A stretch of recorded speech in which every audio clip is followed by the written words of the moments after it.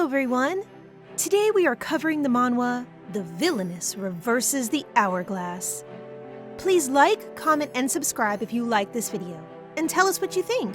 It helps us a lot. Okay, here we go! The manhwa starts with a small girl, alone and afraid in the dark. Her name is Aria. She's very poor, but her luck is about to change due to her mother's remarriage.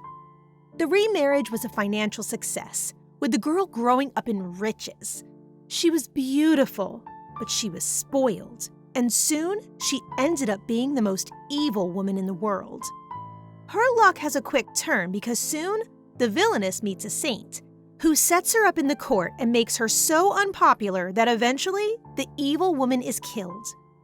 Right at the end of her life, she wishes that she could go back in time and change her ways to save herself from her fate. Suddenly, a miracle happens. She is whisked away back in time to her childhood, and the hourglass has made new encounters for her as she makes her way to rewrite her fate. A maid has just dropped a glass, and the glass has cut Aria's leg. Everyone is frightened of Aria and her temper, but she forgives the maid to the surprise of everyone in the room. Aria excuses herself to find Mael, a girl in the palace, and Aria's own stepsister. And while she searches, she has a flashback to her previous life. She remembers her execution and how in that timeline, Mael set Aria up from the beginning to be despised by everyone in the palace. Mael confesses that she poisoned Aria's mother, and she also tells Aria that she framed her to make it look like Aria was trying to poison Mael in the same way. Aria swears to herself that she will repay Mael for her actions and give her what she deserves. Aria is found by her maid Jessie. Jessie is quick to treat Aria's cut on her leg, and Aria regrets treating her so harshly in her past life. Jessica suggests that Aria rest, but as Aria gets into bed, she finds an hourglass under her covers. Aria thanks God as she sees the hourglass as a sign that she has a second chance at her life. Jessica is confused by Aria's behavior, but she remembers that she was sent by Mael to watch over Aria, and so she sets her resolve to do so. Meanwhile, Count Rosente, Aria's stepfather, meets with Aria's mother and stepbrother. Mael is also there with her father, the Count, and she wonders what he has brought her from his travels. Aria wants to recite a poem to her father, and Mael responds with another in hopes of making Aria look bad. It doesn't work, and Mael is left embarrassed before dinner is served. Aria is set on learning manners and making herself look as good as possible in her new life. Aria's tutor, Sarah Loren, daughter of Viscount Loren, commends Aria on her improvements in her table manners. Aria is determined to become better than Mael, who excels in the court due to her beauty and charm. Since Aria knows that in the future, Sarah will become a Marchioness, she wants to get on Sarah's good side and stay there, in hopes that Sarah will take care of her and be a stepping stone to power for Aria in the future. Aria's good manners have Sarah completely fooled, and she believes that someone must be jealous of Aria, since her mannerisms are becoming so prim and proper.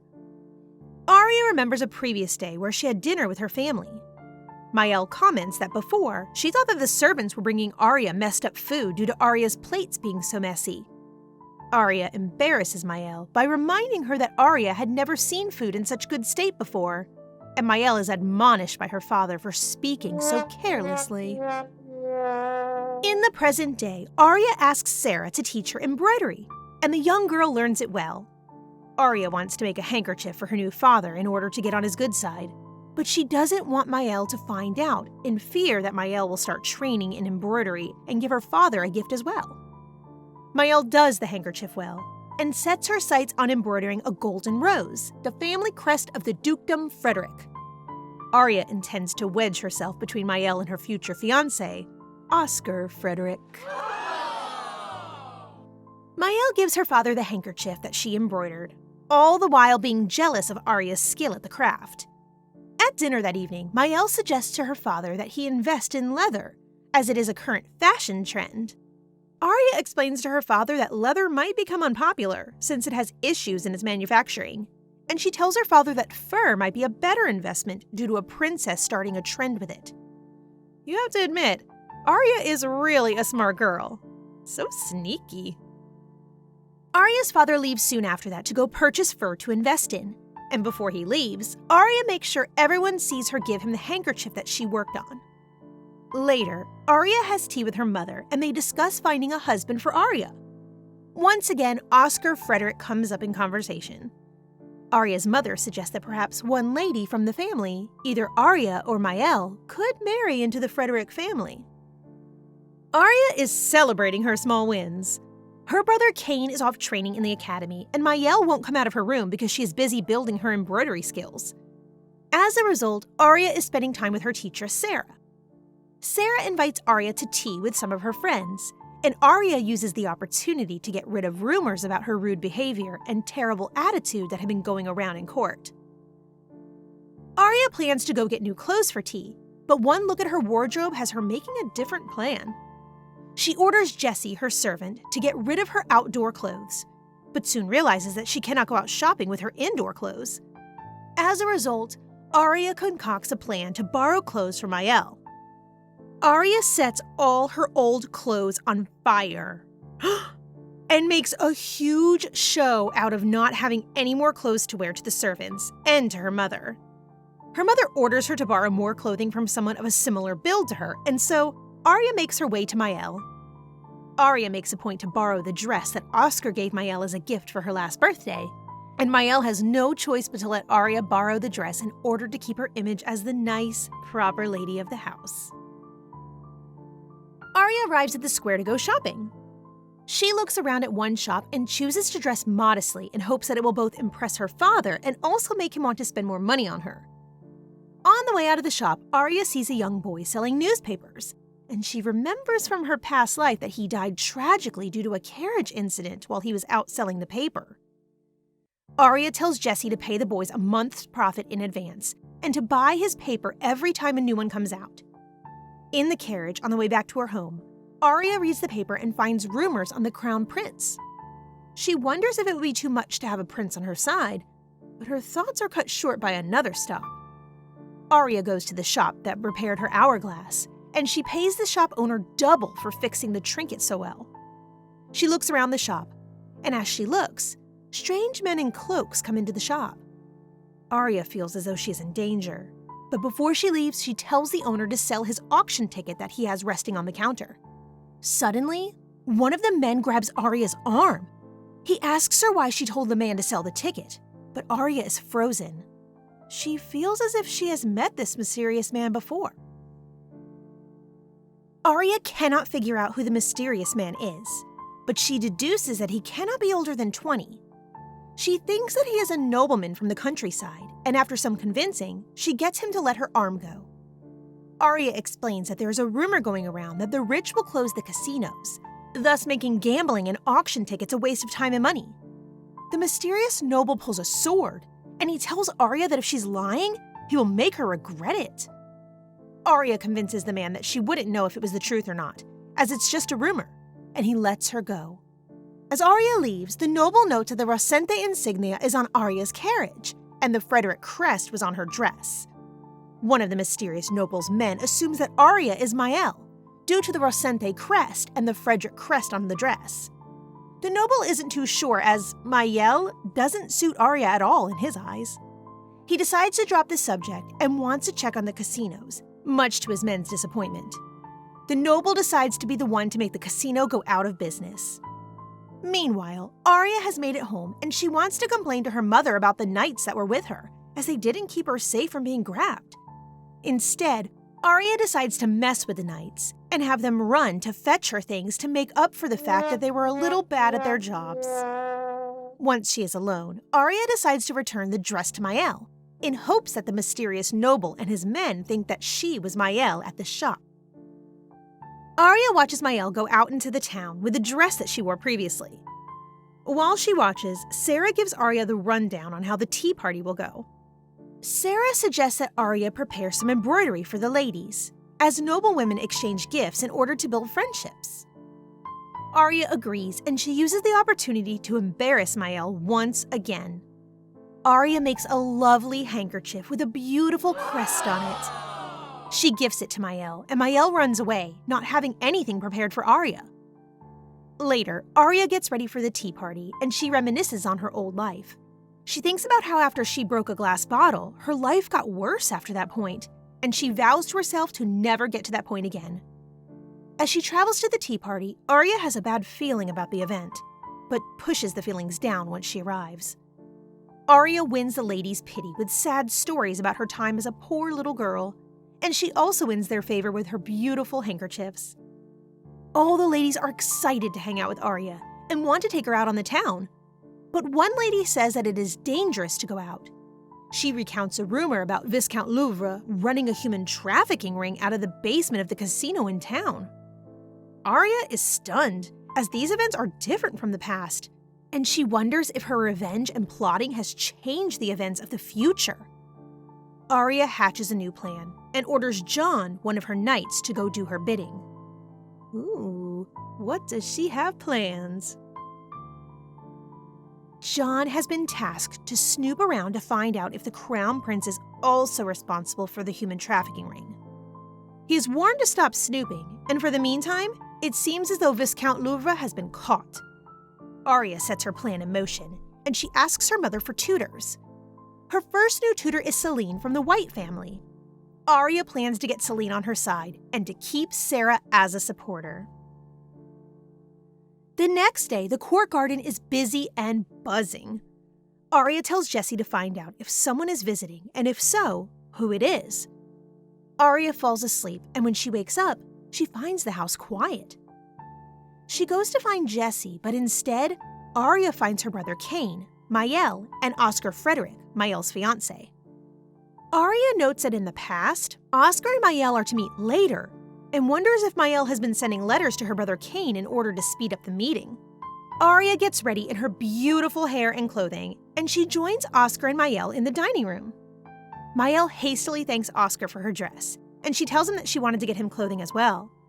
Kane suggests that he and Mael go shopping, but Mael protests that a guest shouldn't be left alone. Oscar rebuts that he would not be alone, as Aria is at home as well, much to the dismay of Mael. Mael and Kane leave, and Aria plans on when she will give her handkerchief to Oscar. Aria decides to go to the indoor garden for a change of scenery, and while watering the plants, accidentally pours water all over Oscar's head. Aria is mortified. She has just poured water all over Oscar's head. She tries her best to wipe Oscar dry, but he tells her that at the rate she is going, she will only end up as wet as well. Aria cannot believe that she has made a mistake this big, and she fears that all her plans will go wrong. Oscar assures her that it is his fault for wandering around without permission, and he notices that Aria is on the verge of crying. Aria notices how kind Oscar is, and she decides that she can exploit his weakness for her gain. Aria takes the opportunity to give Oscar the golden handkerchief that she made of his crest, knowing that a lady giving a man a handkerchief of that caliber expresses interest. Oscar accepts the handkerchief, and Aria has a servant run Oscar a bath and get him new clothes. Later that day, at a meal, Mael presents Oscar another gift, this time from her. New pen tips. The conversation is going well, but it is not on Aria, so she decides to act ill. The time for Oscar to leave has come. Soon after he leaves the palace, Aria's mother rushes in, wanting Aria to tell her everything. As the two talk, gifts from Oscar's family arrive, and they come with a message. One gift is to go to Mael, and the other is to Aria. Each girl also gets a letter from Oscar, and Aria teases Mael and tries to goad her into reading her letter out loud. The gifts are open, with Aria's gift being a dress, matching shoes, and a hairpin. Aria decides to wear the pin on her way out to an outing, and she decides to go to a fancy jeweler on her way back in order to get something for Oscar. At the outing, Aria meets with her new friends from the tea party, and they fawn over her. As Aria takes her leave, she notices that her coachman is not the same man she arrived with. She questions the man and deduces that he is a murderer, sent by Mael to assassinate her.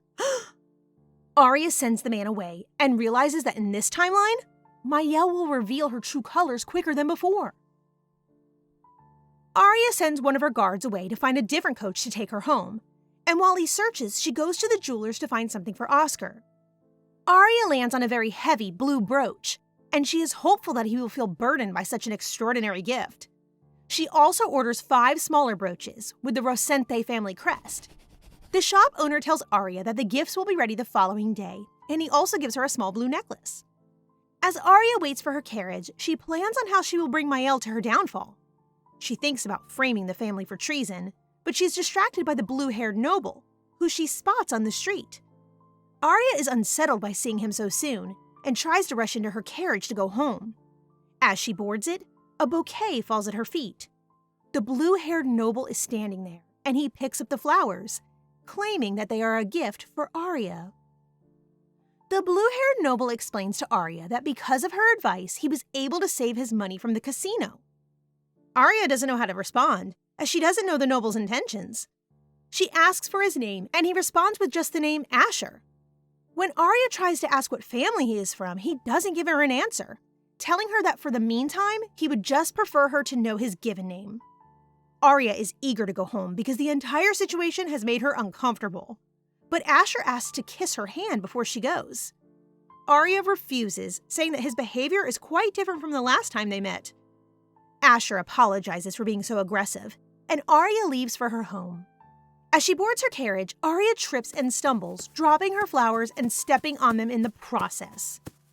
Asher laughs and throws the flowers away, saying that they aren't suitable for a lady anymore. On the ride back, Aria tries to figure out what Asher's motives could be. Back at her home, Aria is confronted with troubling news. Her previous coachman has been hospitalized with food poisoning, and her previous carriage had parts missing from it. Dun dun dun! Aria suspects that Mael was the one behind all of these things, and she goes to tell her mother about the dangerous carriage. Aria's mother flies into a rage and gathers all the servants to explain what happened. Aria suggests that someone set up the whole incident, and she says the police must be called to investigate. Mael asks if calling the police is too much, and Aria questions her on her involvement. Mael is nervous because Aria's questions are getting more serious. Aria asks how Mael could know how much damage the carriage had, and when Mael can't think of an answer, Aria cries out, saying that if Mael was in trouble as she had been in, Aria would be upset and would want to get to the bottom of the situation. Wow, someone get that kid an Oscar! Aria suggests that her mother make a decision over the matter, and secretly, Aria is wanting Mael to let her servant take the blame for the incident. Before their mother can make a decision, Mael's servant collapses. The next day, Mael takes her meals in her room, and Aria and her mother wonder if they will see her when the decision regarding the carriage incident is made. Meanwhile, Sir Oscar's gift arrives at the Rosente home, and the brooches are beautiful. But there is no time to wait because Aria's mother has reached a verdict. She fires the coachman, and she makes the coachman who left his post in charge of cleaning the stables. Mael isn't feeling well because she's been worrying the entire night. But before she retreats back to her room, Aria gives Mael the necklace that she received from the jeweler. Later that day, Aria thinks about how it seemed that Mael was being advised by her maid Emma. While she decides what to do, Aria also sends a letter to Oscar, thanking him and presenting her brooch to him. She writes the letter and flips her hourglass mindlessly.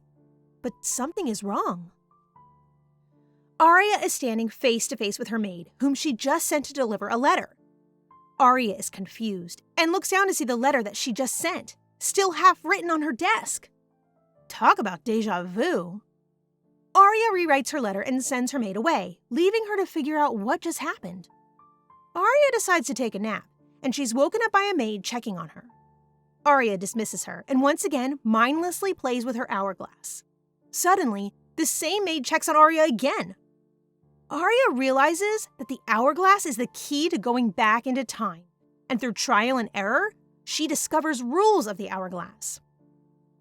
Turning the hourglass lets you go back in time once a day, and each turn is worth about 5 minutes. To test her theory, Aria goes to her math lesson and insults her teacher, only to turn the hourglass and for her teacher to not know what happened. Aria uses her hourglass to cause trouble around the house for about 2 weeks before she realizes that there hasn't been any news from the delivery man about her message and gift to Oscar. Aria is told by one of her knights that Oscar accepted the gift, but has not been able to respond due to how busy his academy is. A few more days pass, and a letter finally does arrive from Oscar, stating that he would like her to set a time and date to meet him so that he can speak to her in person. Aria writes a response immediately, and she gives it to Jessie, her maid, to give to Oscar. Jessie is uneasy with the letter, as she knows that Mael is in love with Oscar. Will Jessie deliver the letter? During breakfast one morning, Aria receives an economics book she ordered. She wants to study hard to be credible, as women are not educated at the academy in her time. Aria decides to become like a noblewoman that she knew in her past life, who concentrated on business and money. This way, she would have a good foundation for her life. Sarah comes back from her travel, and while they talk, Aria requests a handkerchief embroidered by Sarah. Aria wants the handkerchiefs to match to show their bond to everyone. Aria wants the connection to be able to connect her to the Marquess, as she knows that soon Sarah will start dating him. The two talk about their social debuts, and they promise to help each other out in society. It's Aria's birthday! Aria is anxiously awaiting a visit from Sir Oscar, and while she waits, Aria decides to open her presents. Sarah presents Aria the handkerchief and new gloves. Oh! And Aria also shows off a teddy bear with jewels in it to show off her wealth. Her father only got it for Aria because her careful planning of the fur stocks caused him to earn extra money. But Aria thinks that by having the bear, she can subtly remind the girls gathered that they will never be as rich as she is. So sneaky, sneaky. During the party, Mael arrives and claims that Aria purposefully did not invite her to the gathering. Aria tells Mael that she simply didn't have the opportunity to invite Mael, as she was sick in her room. But she realizes that it looks bad that she didn't try, as they live in the same house. Aria covers her mistake by saying that she is thankful for Mael's good health, once again, looking like the innocent stepsister. Later that night, Sir Oscar arrives.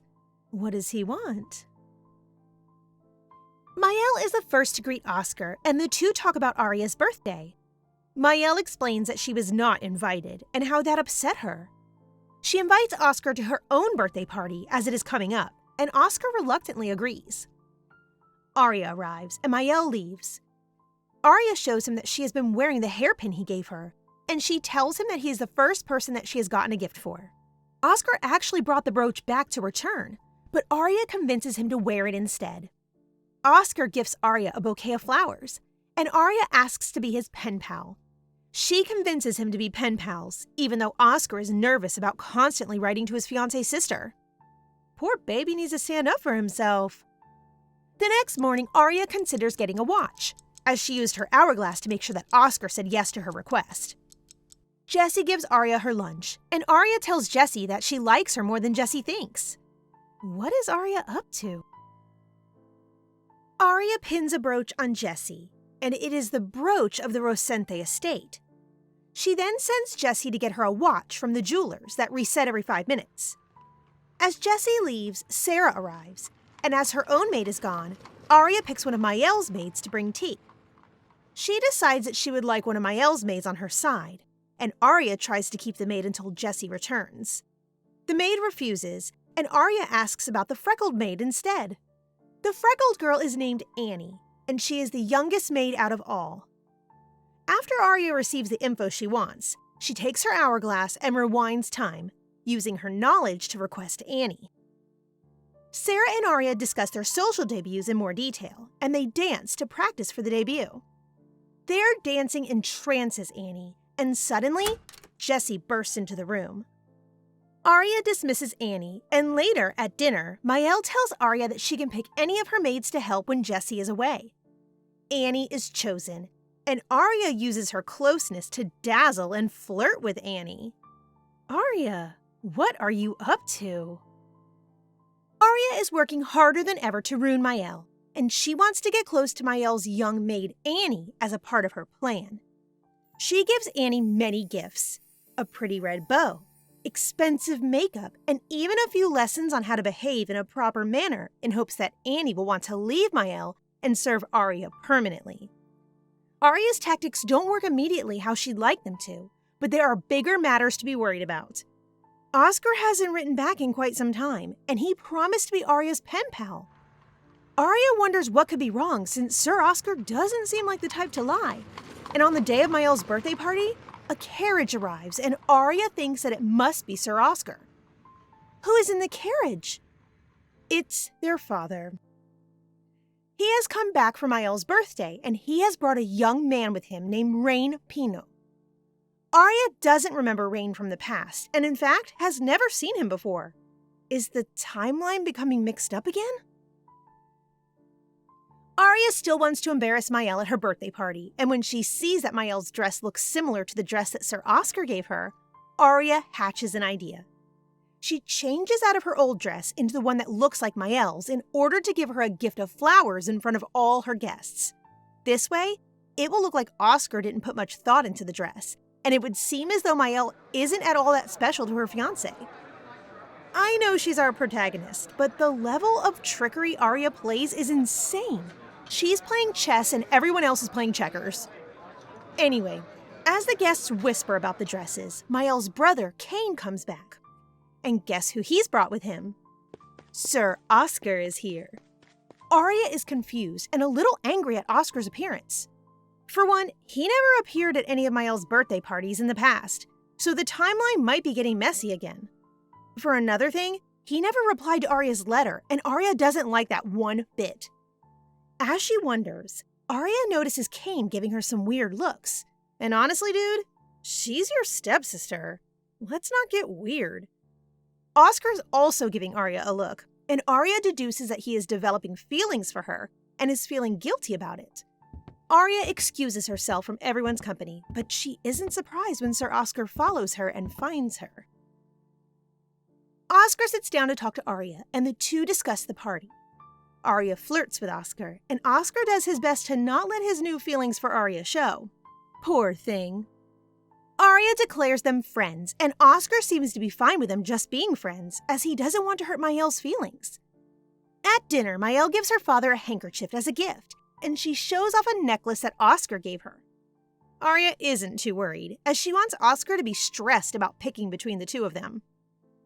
Everyone at the party receives a handkerchief from Mael, except for Aria, but Aria claims that she can wait since the two live in the same house. Days pass, and Aria still does not have the handkerchief, and she expresses her disappointment about the situation to Annie as the two get ready for a gathering being held for Aria's teacher, Sarah. After Annie tells Aria how Mael embroidered her handkerchief so well, Aria pins a brooch on Annie and tells her to become her maid, and Annie accepts. Rain is back, and he's brought more gifts for Mael. He says that the gifts are from his master, but when Aria's mother asks who exactly his master is, he refuses to reveal who it is. Aria tries to deduce who it is and says that Rain's master must be foreign since everyone in the Empire knows of Mael's engagement. Rain tells her that she is wrong, and Aria is told to wait to meet him, which will happen soon. The next day, as Aria is getting ready for gathering after Sarah's coming-of-age ceremony, Annie dresses up a bit and follows Aria to be her attending maid while at the party. They all wait for Sarah, who comes in late. Sarah explains that she was held up by the Marquess, who picked up her dropped handkerchief and asked to keep it. Sarah tells the ladies that she and the Marquess danced, and that he sent her gifts as well. You go, girl! Aria tells Sarah that the Marquess is a good person, and that she needs to be happy and discover her own feelings first, and Sarah thanks her. Annie has listened to all of this, and she realizes that working for Aria can make her dreams to be important and rich come true. Aria and Sarah discuss the Marquess in private, with Aria explaining tips and tricks on how to flirt and give the Marquess gloves and other gifts to the man. As the two leave, Aria sees a carriage, and in it, Rain has more gifts for Mael. He asks to see Mael privately, and Aria refuses, saying that she doesn't want her sister alone with a man. In reality, she doesn't want anyone getting close to Mael in order to isolate her, but our sneaky Aria is good at hiding her intentions.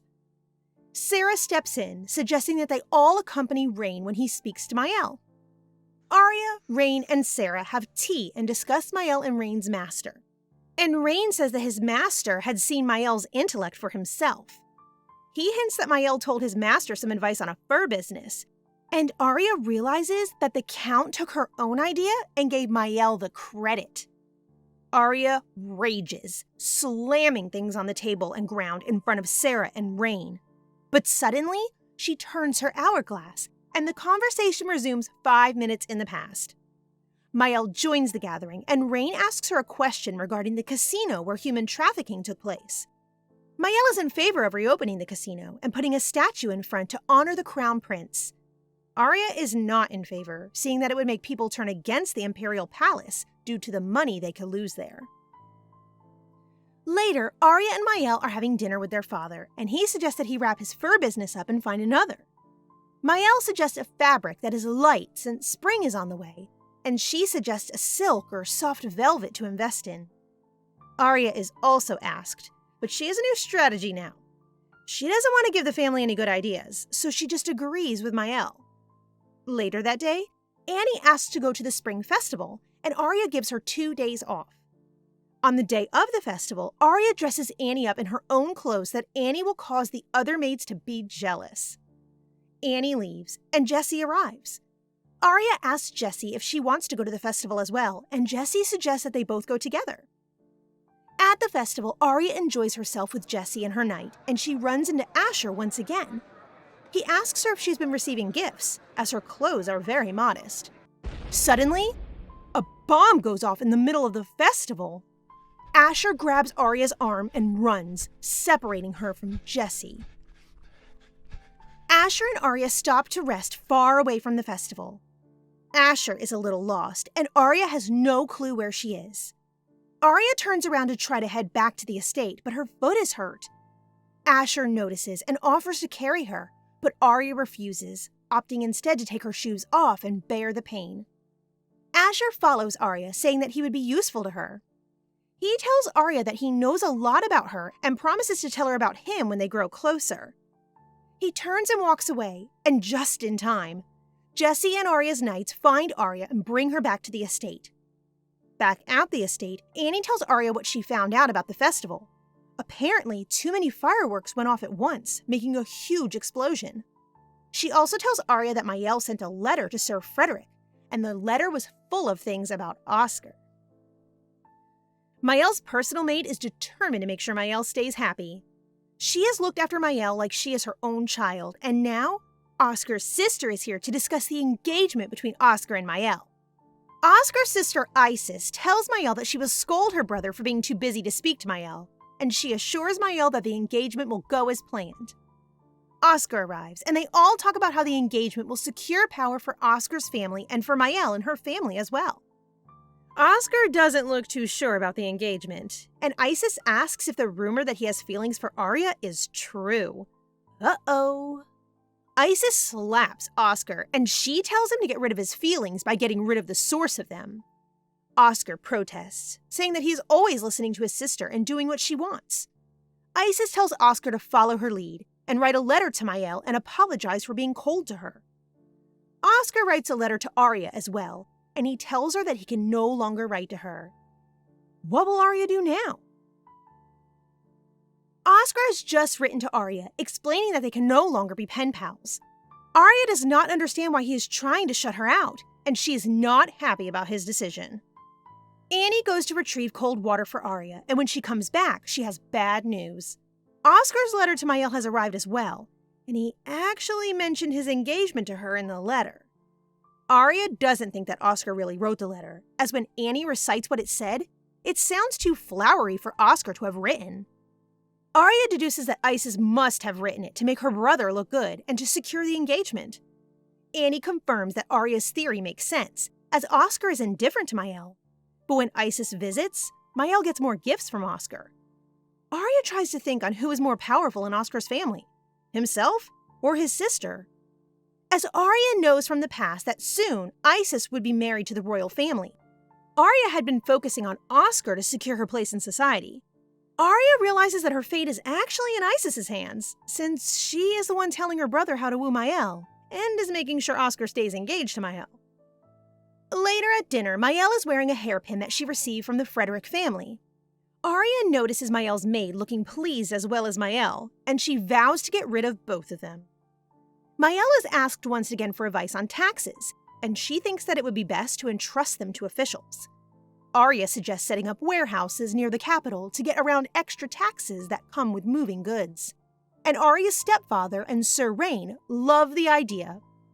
Rain brings up how Mael came up with the trend of fur, and Aria's mother gives everyone a side eye as she knows that the fur trend was her daughter's idea.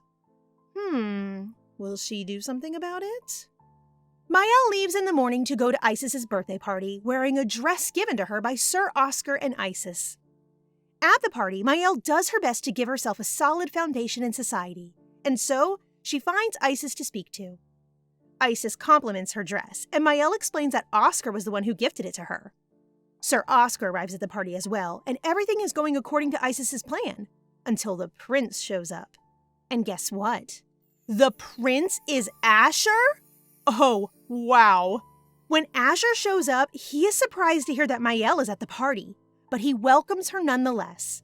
However, when he takes a closer look, he realizes that Mael is not the Mael that he knows. He's gotten Aria and Mael mixed up, and he believed that Aria's name was Mael. He wonders where Aria is while everyone else tries to figure out what their relationship could possibly be. What are we going to do now?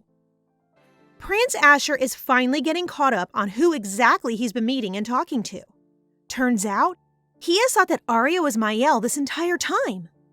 He is amazed that Aria has learned so much about the aristocracy in such a short time, and he is impressed that she is nothing like the rumors that he has heard about her.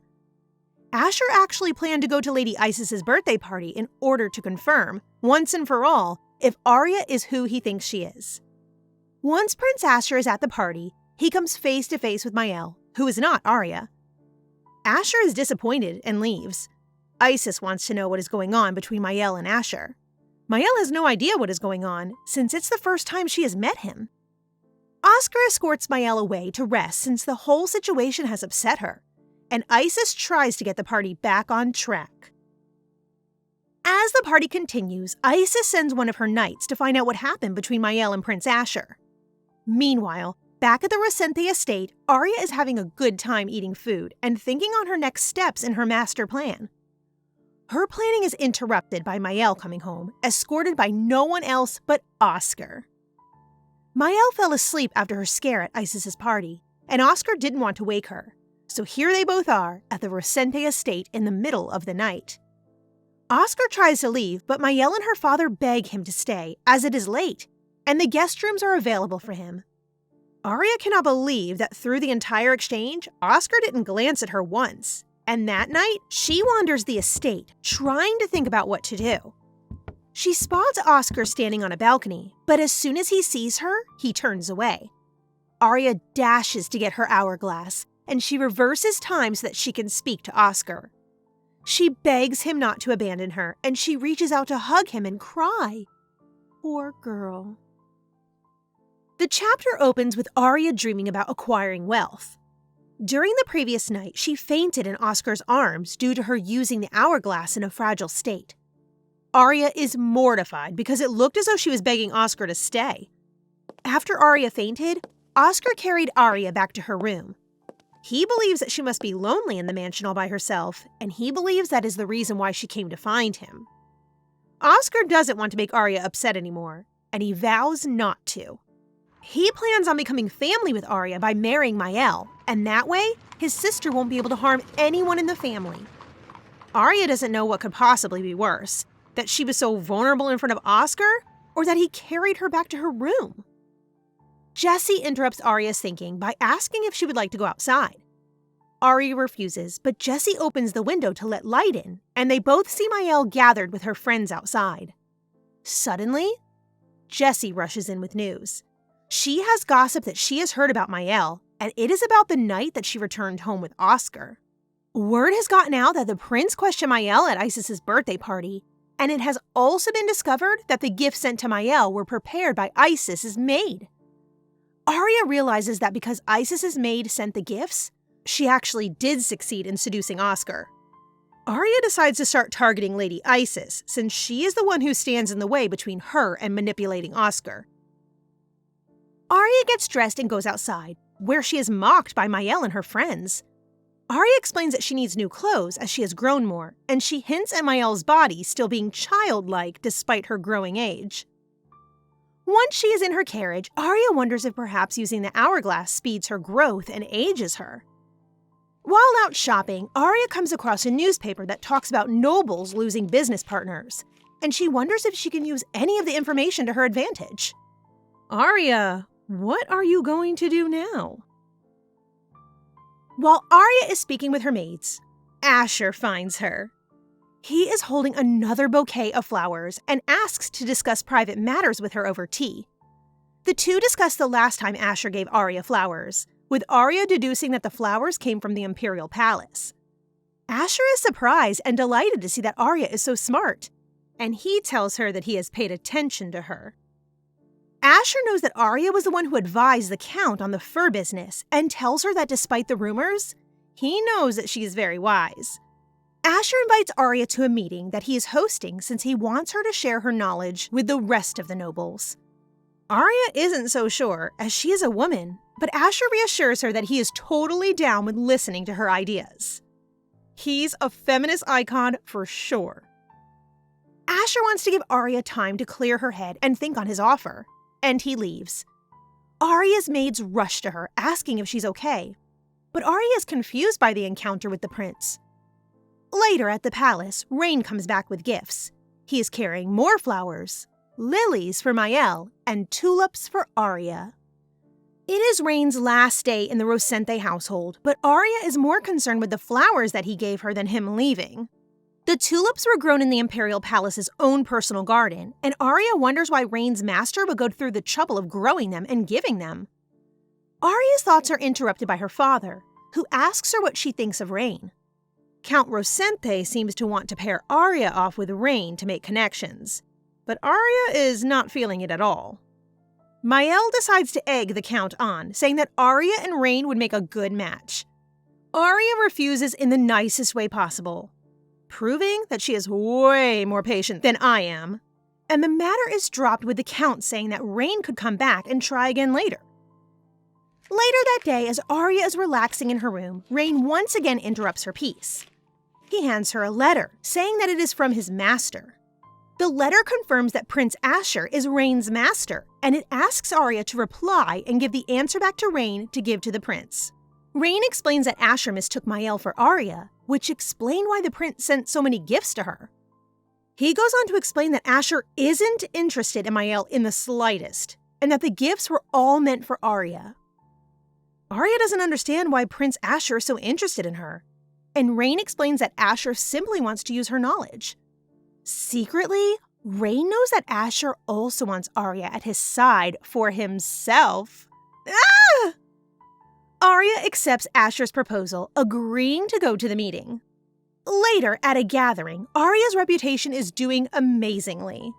Ladies gather around her and tell her that the rumors about her couldn't be true at all, since she is so lovely. Sarah is there as well, listening in on the conversation, and when the topic turns to suitors that Aria might have, Sarah feels jealous. Sarah, what will you do? Aria has appointed Jessie and Annie, her two maids, as her playmates. The role is usually filled by nobles, but Aria wants Jessie and Annie to be her playmates because she knows that they are loyal to her. Clever girl. Emma is sending a new maid from Mael to spy on Aria, and so Aria wants to be careful in the presence of the new maid. The new maid's name is Vari, and Aria remembers her from her past life. Vari was the one who poisoned Mael on Aria's behalf, setting Aria up to be beheaded. Aria decides to mess with Vari in order to get her revenge. Aria criticizes everything that Vari does, slapping her hands every time she messes up. Vari dashes away to get a break, and Aria asks Annie and Jessie to help her discipline her new maid. Later, Aria attends Prince Asher's meeting. She is still hesitant due to being surrounded by men. One man, Vika, makes a point to introduce himself to Aria before the meeting begins. The meeting centers around the casino. Foreign countries have begun to take interest in the casino since the prince has taken over management of it. Aria suggests giving the responsibility of the casino to the nobles instead of the crown, so that when things go wrong, the people wouldn't blame the prince. Vika argues that this will make the prince look weak, and that the people would criticize him for not managing an important business in the kingdom. Aria fights for her opinion, saying that in the long run, the casino won't benefit the kingdom and would be a lost cause. The men are stunned, and they ask Aria how she could possibly know that. Prince Asher stops the men, saying that he likes Aria's idea, as it would give the crown a way to discipline the nobles, since the crown has been wary of them for quite some time. The meeting is dismissed, and Prince Asher asks Aria what she thought of the meeting. Aria answers his question with a question. She wants to know just who Prince Asher really is. Aria wants to know why Prince Asher has hidden his identity from her for so long. Asher explains that he wanted to know more about Aria and that she is interesting to him. The fur business idea caught his attention, and Aria wonders if the prince likes to collect smart people to further himself in society. Aria asks again to reveal his identity fully, but Asher denies her, as he doesn't have any protection against aristocratic families like the Rosentes, should word get out that he is the crown prince. Asher simply says that he is attracted to Aria's intelligence, and Aria is mesmerized by him.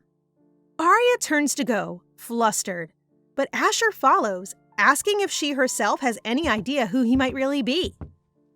Aria reveals that she deduced that he is the crown prince, surprising Asher. God, this girl is smart.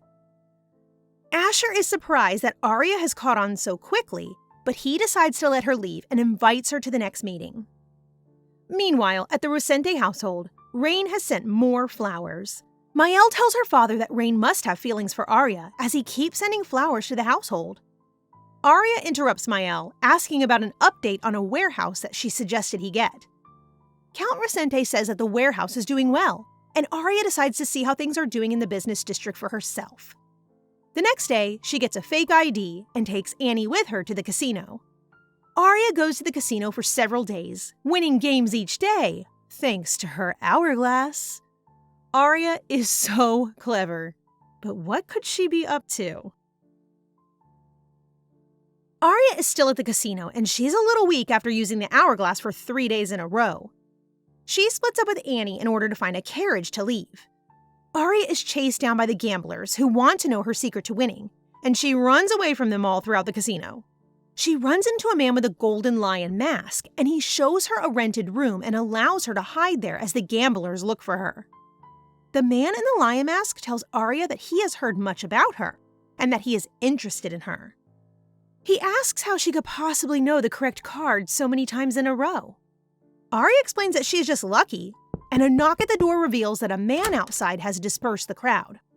As soon as Aria leaves, the man in the golden mask lifts his head to reveal that he is in fact Prince Asher. He is at the casino with another noble, Vika, on a tour to assess how well the casino is doing.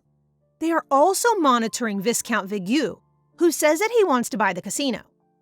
Prince Asher plans on keeping the transaction a secret from Lady Isis, but he has no worry since he knows that as a noble, Viscount Visgu will want to acquire wealth on his own without others knowing. It seems everyone in this kingdom is sneaky, huh? Asher thinks about how to fix the power imbalance between the rich nobles and the poor lower class, and he wonders why Aria keeps coming up in his mind. I think he has a crush. Meanwhile, Aria is regrouping after escaping the casino. She has finally gotten enough money to start enacting her plans, so Aria asks Annie to get her brother and bring him to her. Andrew, Annie's older brother, has arrived, and Aria orders him to buy sugar in bulk. A little while later, Aria overhears her house teachers discussing a power struggle that is happening in some families of noble houses. Sounds like things are heating up in the kingdom. Aria's eavesdropping is interrupted by Sarah, who invites Aria to a meal with the Marquess. However, before Aria can get to dinner with the Marquess, she first goes back to another meeting with the nobles and Asher. The meeting discusses nobles who have been losing money through lost clients, and those in the meeting are worried that the lost money will lead to power imbalances and blame going to the crown. The casino makes enough money to make up for the lost funds, but Aria is curious about the relationship between the casino, the crown prince, and the Viscount Vigu. When Aria is told that the prince intends to sell the casino to the Viscount, Aria is surprised, as this did not happen in the past. Asher explains that the Crown Prince surveyed the casino and picked the right person to sell to in order to exploit them, and Aria agrees that a noble would be the correct choice to avoid criticism of the crown. After the meeting is dismissed, Asher chases Aria down to tell her that she was amazing in the meeting. Ooh, is Asher falling for our Aria?